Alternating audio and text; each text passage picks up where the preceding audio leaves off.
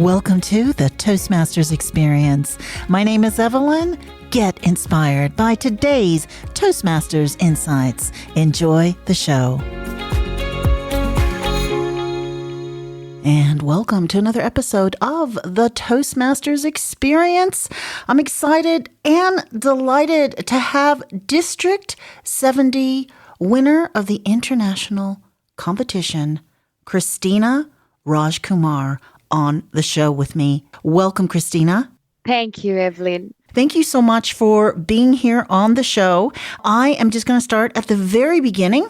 What motivated you to join Toastmasters, and what clubs are you currently in, and how long have you been a Toastmaster?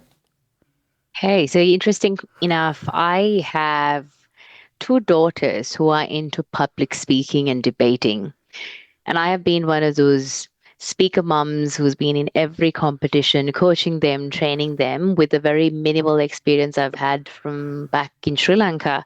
And when I say that, my dad was a church pastor, and what he wanted us to do is, or automatically, when you are a priest's daughter, you end up serving large audiences through youth, leading them, being on stages and talking. So I had a bit of experience back home in terms of stage presence, but not so much articulated talking.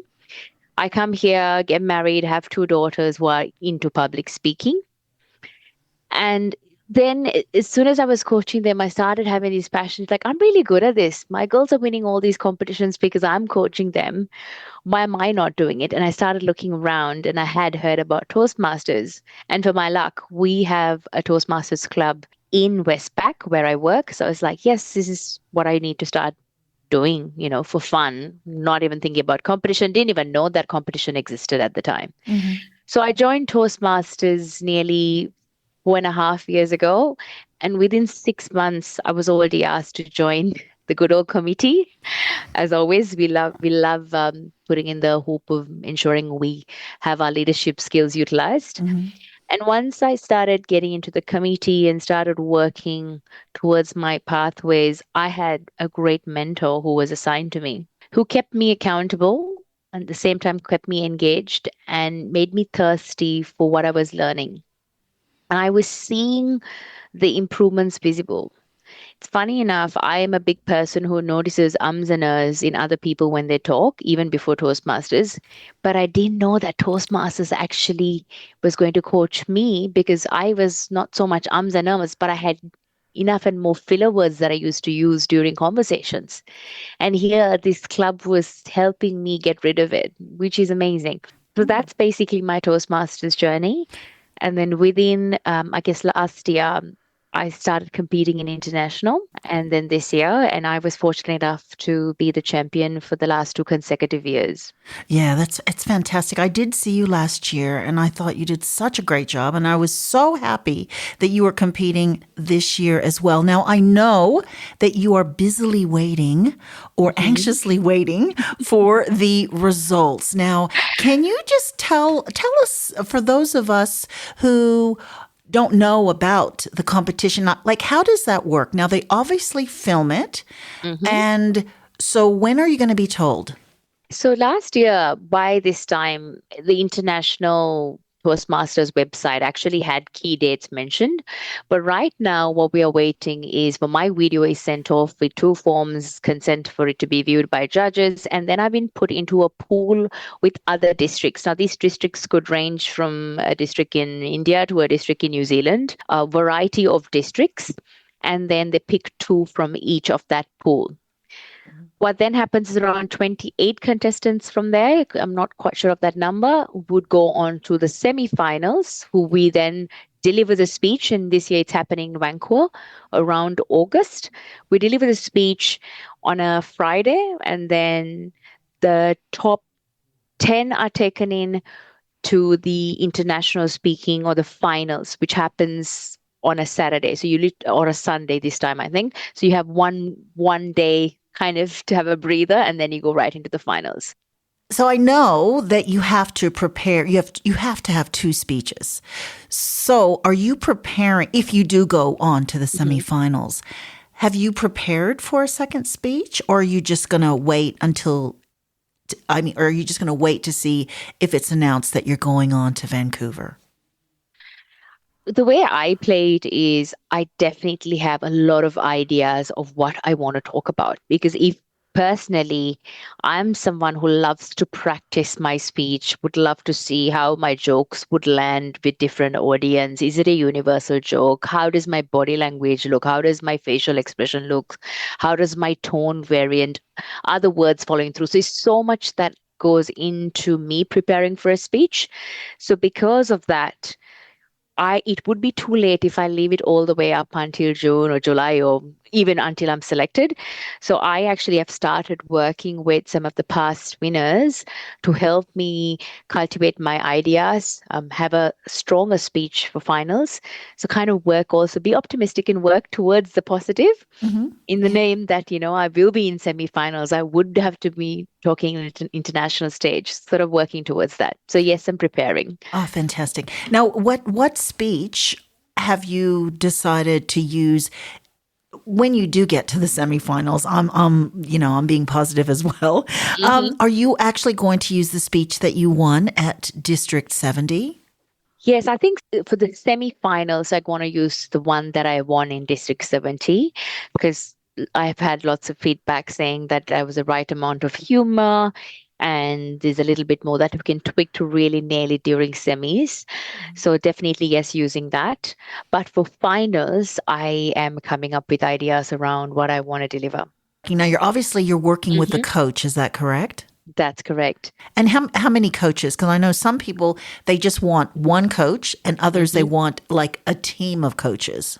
So I actually am privileged to have past winners in our district. So I have Nitai who is helping me out. And then I also have Vikum Hettiarachi, who is a district director, who's been massively helpful for me in the past two competitions, who's helped me kind of narrow down how to bring out the best in me. And not everyone can do that.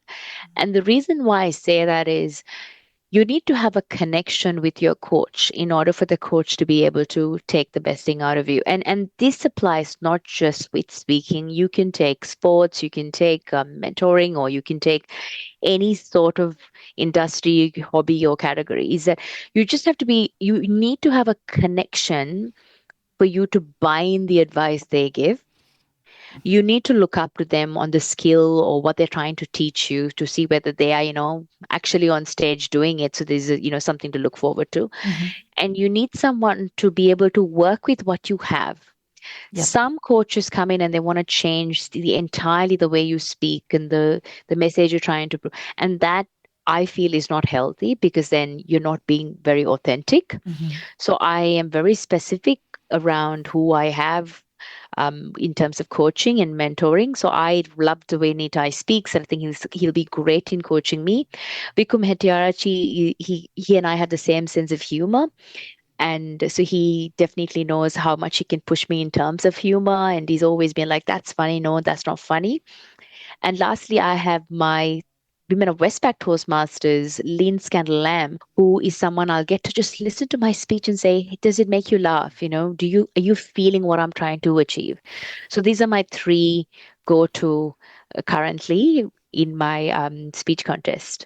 And how are you? So you've got your coaches, Mhm. and how are you going to practice? Are you going to try to go to as many clubs or? It's really interesting. Last year, I actually went to different clubs in order to see how my humor lands. Was it funny? And it was really beneficial because the more clubs I went to, I quickly started nitpicking some of those so thought funny jokes were not actually funny. So it was just taking space in my speech and I could add something more valuable over there. So I did that. Last year, that was my strategy. However, this year, I knew my humor was good because my audiences, even within the competitions, every time it was the same set of jokes and people were getting it. And what the problem was is that the jokes that I used or the humor that I used in this speech, if I overused it and if people had heard it a lot, and quite how often it happens because you get areas coming in, different areas coming in for division contest, so I did not go to any other club because I wanted to kind of keep my jokes sacred. So I have more, I guess, audience buy-in on that day. And it worked. I mean, obviously, you were extremely funny. The timing was amazing. Is humor something that you're attracted to in a speech, or because I know last year your speech last year was quite serious. So, Yes. what do you think is the difference now between a humorous and a speech that's a little bit more serious? I think either ways, whether it's humor or seriousness, the story has to be authentic. Mm, And I've realized that with both my the speeches. The reason I win is because I'm telling real life story, which lots of people can connect to. And humor is great with Toastmasters because what I've noticed is Toastmasters audiences love to be entertained. yeah. And the last year story was a very a special story for me. It was about my dad. It was about forgiveness and how I managed to forgive Mhm, myself during the process. So it was bringing in the pain that I was holding on to and sharing it with the audience, and they were entertained. mhm, This year was about my imperfect husband, which was extremely funny for me. I sit back and laugh at it at times. He laughs at it at times, and we laugh at each other at times. And again, bringing in that and sharing the fun side of it. I think humor is not natural for me, but I've noticed that when I generally, even in at work, when I deliver something, when I had humor to it, I have more people listening in and remembering it. definitely. It probably helped that your husband was there. Did it help having your husband there? I actually, I never invite him. So last year he wasn't there. But this year I thought, you know what? What if I don't go into the next stage and he'll never get to listen to this live and it's about him? So he has to be there. Okay. And yes, so there were a couple of jokes that I had tweaked towards the end, which he had never heard me even practicing at home. So he was like, oh no, you used that sort of thing. So that Oh was no, good. you didn't. I bet. Oh, I love that. Oh, that's so good. And he looked very happy when he was on stage. He looked like a natural. So is he in Toastmasters by any chance? Oh, I wish. I'm so glad you're saying this. He'll be so happy to hear this. So he is probably one person is an extreme introvert who even struggles with going in for interviews. He's a nervous public speaker, but what he doesn't realize is just like every Toastmaster, it's just a couple of practices that you need. So I've been encouraging him, saying, if you want to turn it around, you have to come to Toastmasters. Because I have seen the progress in people. I have seen Yeah. shy, introverted people come in and then be at an evaluation contest and win it. Like you see the progress that happens in Toastmasters. Yeah. But yes, naturally he's not. He's not. But he's a life of the party Mhm. in a bunch of, in a group of friends. He's Yeah. funny. He's extremely funny. So fingers Yeah. crossed. Well, Yeah. fingers crossed. And if he's listening right now, and he probably is listening to the podcast, what's his name, Christina? Raj. Raj, I think you need to join your local Toastmasters club. So yes, Absolutely. we've got fingers crossed for you. Now, is there something about Toastmasters that has actually surprised you? I think yes. Because when I started off, I thought I was a great speaker. And I think all of us have this realization. We come in and we think, oh, we've done this before. We sat in front of 200 people and we've spoken. I'm confident. I'm great. I teach my kids how to speak. I can lead a huge meeting. When you come into Toastmasters, it humbles you because you're Hmm. surrounded by great speakers. Everyone who's learned the art of speaking, everyone who's taken a different sort of talent, whether it's evaluating, being funny, whether it's showing their body language, their tone.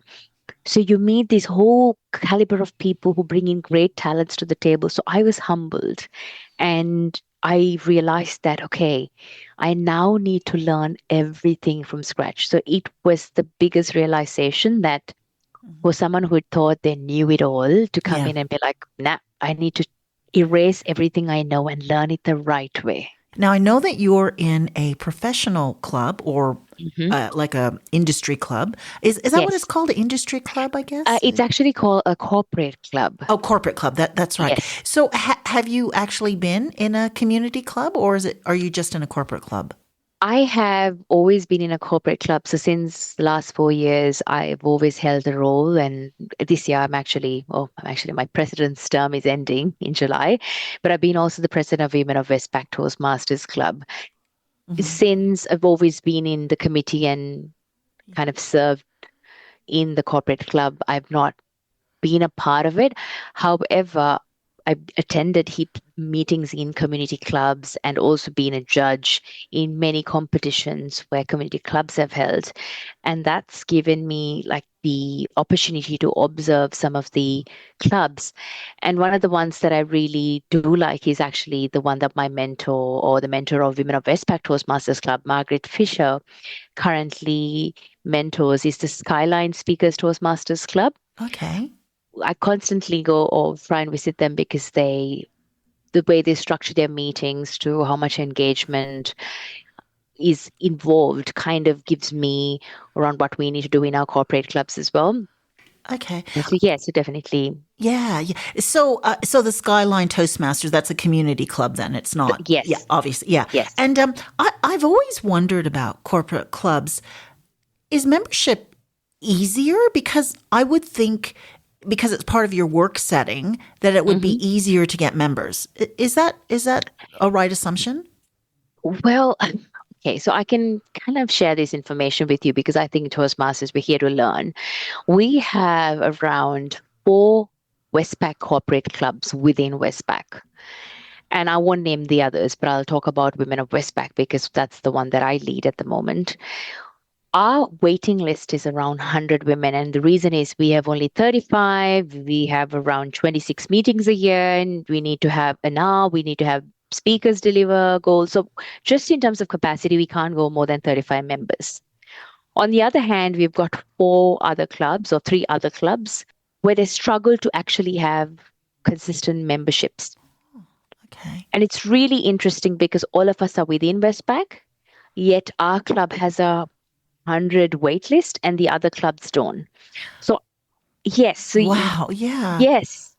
Is And it because I mean, sorry that I sorry, no, interrupted you, go for it. but is it because it's about women? Is that it's only women can join? Is that correct?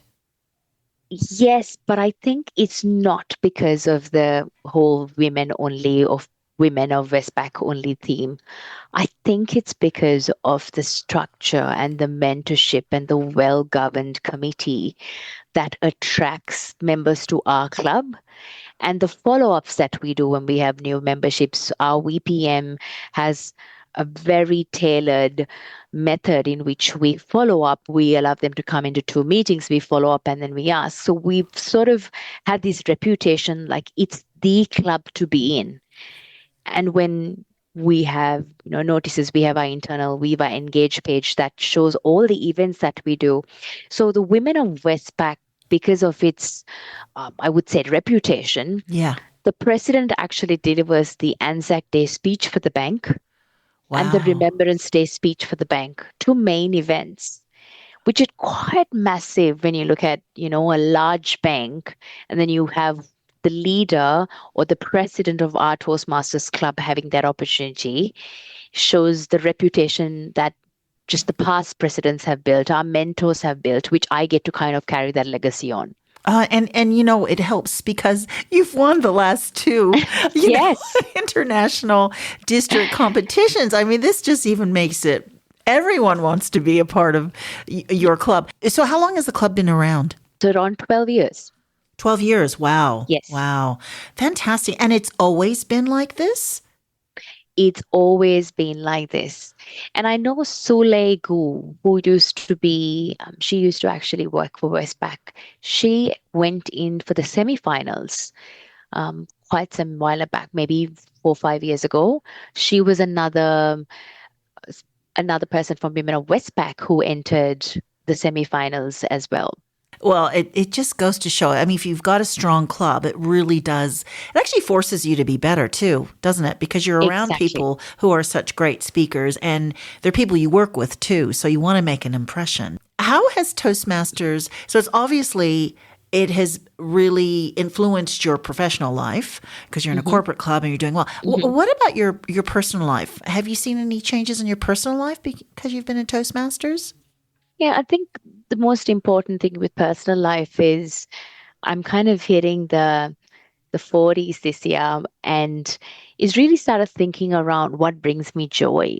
And Toastmasters has actually now sort of kind of opened my eyes around, do I love what I do at a corporate environment, or do I love when I teach people or how to storytell, or do I love when I actually storytell? So it kind of starts influencing what you want to do in your personal life that makes you happy.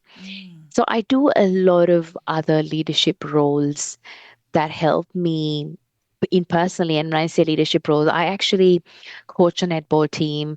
I'm a treasurer of a netball team club. I was the PNC, that's the parents and carers within primary schools and high schools. I was the president in that. So communication is everything. And when you can articulate yourself or be confident in getting people, especially in a volunteer environment, to give in their time and buy into the idea that you're selling and work towards a common goal, that Yeah. then means that you've nailed your leadership style. And that then means that you've nailed that through the communication that you've kind of learned. Mhm. So everything I do in personal life to make me happy started off maybe just stepping into Toastmasters first and putting my hand up for a volunteer role and then quickly understanding how is a committee run, or I could be the same thing outside. I could replicate this. I'm enjoying this. I'm giving my time for something worthwhile. So all these beautiful things have happened in my personal life. As a mother, it's to compete at this age, to put myself in such uncomfortable positions, be on stage and talk. My children look up to me and they're so proud of me. I love I that. don't, yeah, and I don't think I can set any other example of showing that it doesn't, no matter what age, Yeah. if you want to do something, you can put your heart and soul, you can be Yeah. creative, you can do it while you're working, you can do it while you're a mother, you can do it while you're doing million other things. Now, you have two young children Yes. and their public speaking. I mean, communication has totally changed in the last Hmm. few years, Hmm. with social media, with text messaging. How hard has it been for you as a mother to teach your children? I mean, do you Hmm. notice trends that are happening now? Yeah, so I think one of the biggest trends is, of course, AI. Right? Yeah. And it's really easy for us to like draft my speech in a couple of words and say expand, make it funny, make it serious, make it sad. You can ask for it to generate your entire speech. But when it comes to my kids, so of course, I've got a 16-year-old and an 11-year-old.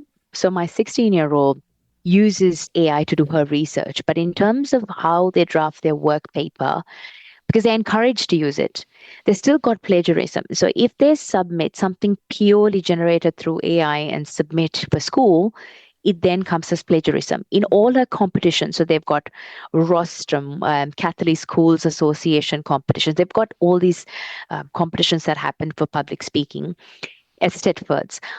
There is adjudicators and judges who actually look to see whether the speech was, it's noted for originality, just like Toastmasters. Hmm. So the beautiful thing is, yes, you can do your research if you're talking about bullying and you want to know the number of kids that were bullied last year. You don't have to go through 500 resources to read. You can get it through one source, but the way you're going to articulate it still has to come within your own creativity. The only way you can get a connection is by speaking it out loud. So I'm assuming that's what your That's it. daughters are doing as Absolutely. well. Do you find it difficult nowadays with social media? I mean, are because there is Hmm. the law here in Australia. Yes. So has that been a problem with your 11-year-old, and how is your 16-year-old doing with that? Oh, it's interesting you say because my 16-year-old was on Channel 9 talking about it on Channel 9 Breakfast with Oh, regards to the social media ban. yeah. So she was one of the students who were interviewed from her school. Uh-huh. And then recently she did a podcast with regards to the social media ban, actually. Oh, So yeah, so she's been speaking about it more than me. And I think I probably would quote what she said. the way the youngsters are viewing it is, of course, the social media ban is not working because it doesn't look at the root cause of what actually happens by overuse of social media or incorrect use of social media. So I think, so she's a strong believer that by banning, you don't actually achieve what you need to achieve. However, the way my daughters and I have kind of worked. So my young daughter, who is 11, doesn't have any social media, but she does have a phone that she doesn't get to take to school. She gets to take it for netball, like if you need to message her. The way the healthy relationship we have is that I can pick up both their phones anytime and go through it. Mm. And I should be able to log into all their apps and be comfortable with what they've done. And the one thing that I've realized is by giving that healthy boundary and freedom, touch wood, my kids haven't misused it. And for me, I think that's the root cause. If I am to say, no, don't use it, you're banned from everything, your Snapchat, your Instagram, your Facebook, your TikToks, then what I'm trying to teach them is not self-control. And that's my biggest belief is we have to teach our kids self-control. And that's the same thing as adults. We need to learn whether if you want to lose weight, not eat junk food, whether we're Yeah. addicted to something. So it's self-control is what I want them to learn. And by giving them the freedom and giving them guardrails, touch wood, they've been good. They've been good kids who view social media for the right reasons and are not addicted to it, and these timelines Monday to Friday, they're so busy with school and sports and debate and speech and drama that they have no time for it. Mm. And on a Saturday, they have no time for it. So maybe Sunday we watch a movie together or they're catching up with their friends. So I guess I kind of have to put it back onto the parents. I don't know about you, but I Mm. think more than ever, I think people need to join Toastmasters to learn how to communicate. Because I have spoken to teachers and they Yes. have noticed just in the last few years that the art of conversation is like almost non-existent, like within high schools, you know? Yes. So Yes. yeah, I was wondering if you've noticed that with your children. Oh, yes. So my daughter, the elder one, is actually doing HSC next year, and she wants to become a speech pathologist. And it's all driven with the exact thing that you just said. So she's completed her Australian speech communication exam, which basically means next year she'll be teaching. And she wants to be a speech pathologist because in year 10, she did a work experience and she had the opportunity to observe the number of children that came in from the ages from 5 to 10 who couldn't articulate themselves. Wow. And she has this deep passion where she thought, how could kids not talk? Because that's the most important, I guess that's fundamentally everything. So Mm. she has a passion, and because of that, she's planning to do law and eventually be a speech pathologist. And one of the things she said to me is that there was a role in the judicial system where lawyers who have a speech pathology degree help talk to child convicts who can't communicate and try and work with them to understand what they're trying to say after a conviction, whether it's so to be able to be that intervening person. So it's interesting how it's the same thing she says, that some people just can't talk, and it's because parents just love the kids. And it's not so much the 16-year-olds. I think it's the much younger generation. We're talking about children from like 6 to 11 or 6 to 12. Yeah. That generation, even if my friends' kids, you say hi to them, they're saying hi to me with the screen on their tablet. So they don't raise their head and say, hi, Auntie, or, Yeah. hi, Christina. And that for me is quite alarming. I'm just so glad I don't have a child now, but but you do, so it must be difficult for you. But obviously, your daughters are into speech debate, so they love communicating. So you have a lot going on for you, Christina. So what if you could just share with us, because I'm sure people are curious. Mhm.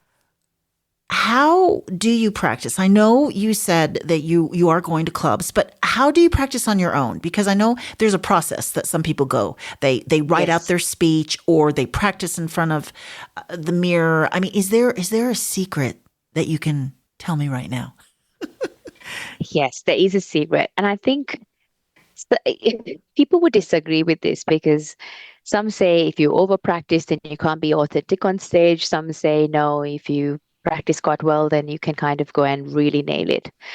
The way I see it is that when I am authentic, I am a talker. So I can talk for hours. And unfortunately, in an international speech contest, there's a time limit. And the moment you go Yeah, 10 yeah, seconds, sorry, 7.31, you're disqualified. yeah, So for if you're naturally a talker, and that's the advice for a natural talker specifically, you have to memorize your speech.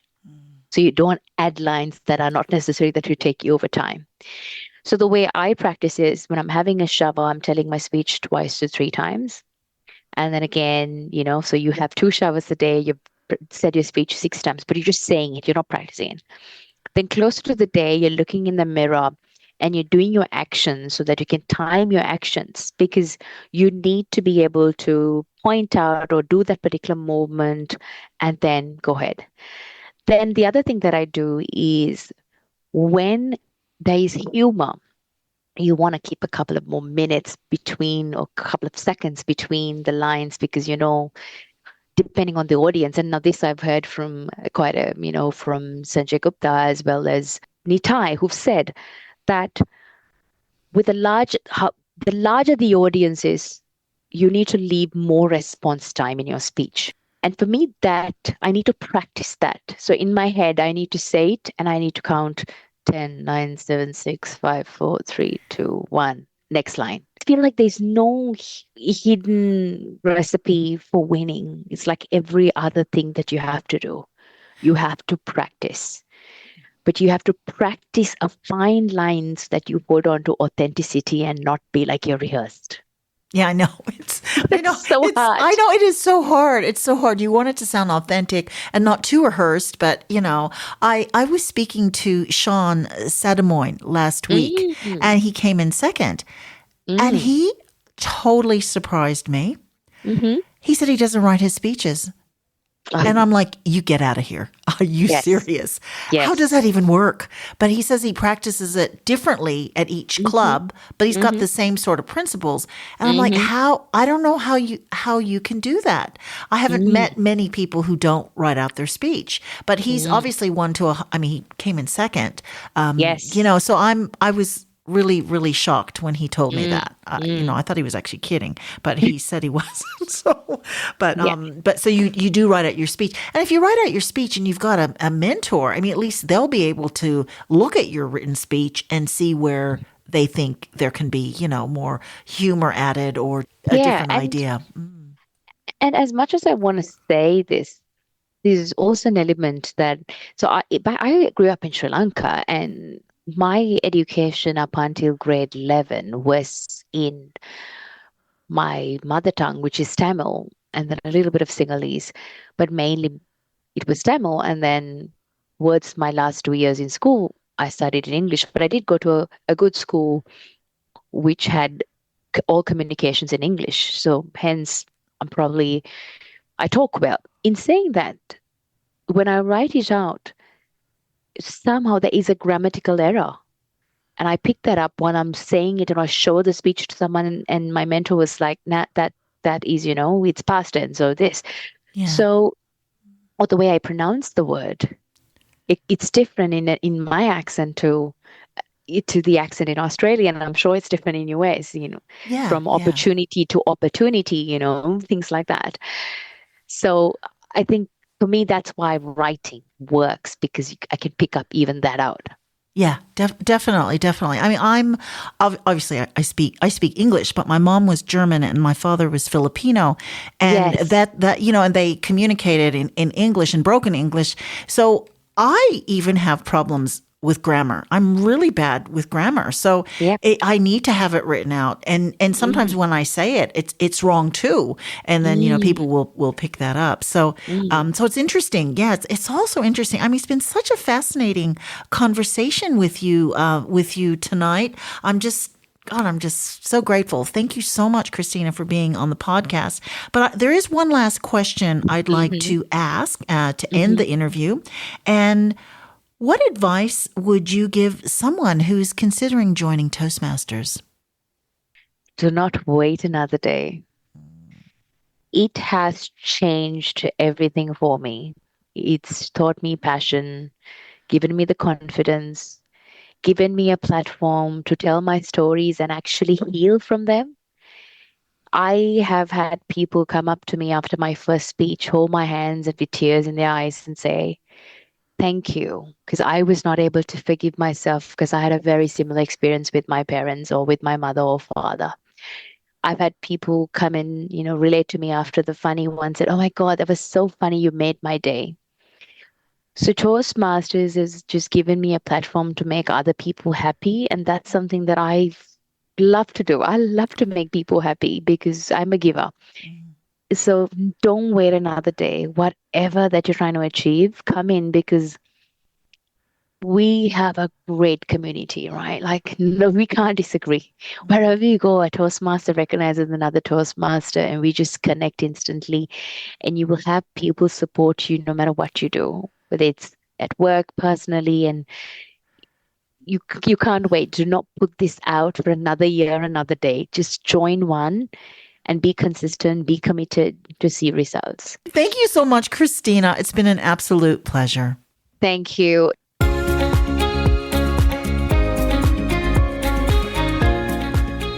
Thank you so much for your company.